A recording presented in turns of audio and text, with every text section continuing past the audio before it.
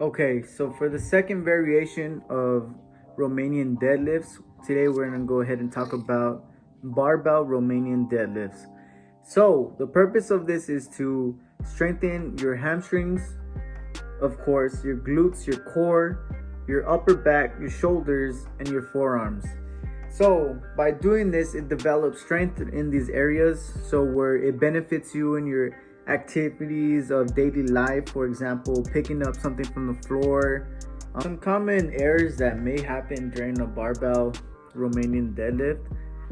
Sometimes people do not do their static stretching for their lower back, their hamstrings, pretty much the groups prior to the muscles that you are going to work out.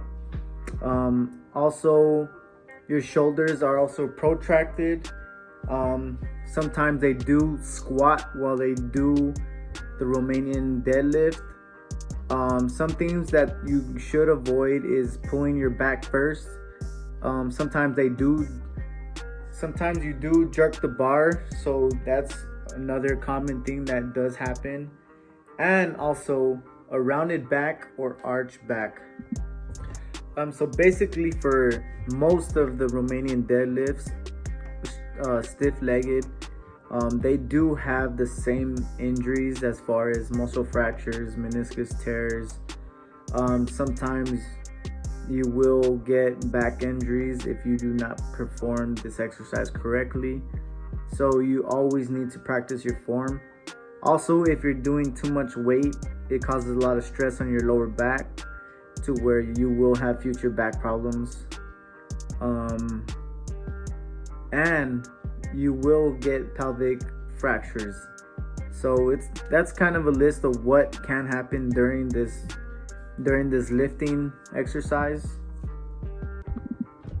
As far as the barbell Romanian deadlift, it's the way you properly spot an athlete or a client of yours is the same thing as a dumbbell RDL. So you simply place your hand on the back of your client or whoever you're spotting, and you just make sure the technique is perfect, almost perfect. But so you place your hand there so that way they know if their back is arched or rounded. So you can also kind of let them know where they can fix themselves as far as their knee flexion, or if their neck or their chest isn't big, you can let them know on their proper technique on how to do it. Alright, so you're going to stand tall with your feet roughly hip distance apart.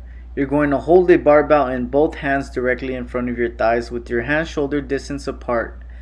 You're going to start very slight, bend in your knees, roll your shoulders back, drawing your shoulder blades towards your spine to engage your upper back. Your shoulders should remain pulled back like this throughout the exercise. You're going to inhale and press your hips back. You're going to keep the barbell close to your thighs. As you hinge forward from the hips, if there are several inches between your body and the barbell, roll your shoulders back and pull the barbell closer to your body. Your arms should be hanging naturally down, but they should remain engaged to the barbell close to you. Stop hinging at your hips when you feel a stretch throughout your hamstrings. The barbell does not have to reach the floor. In fact, it's personally fine if you stop the movement when the barbell reaches roughly knee height.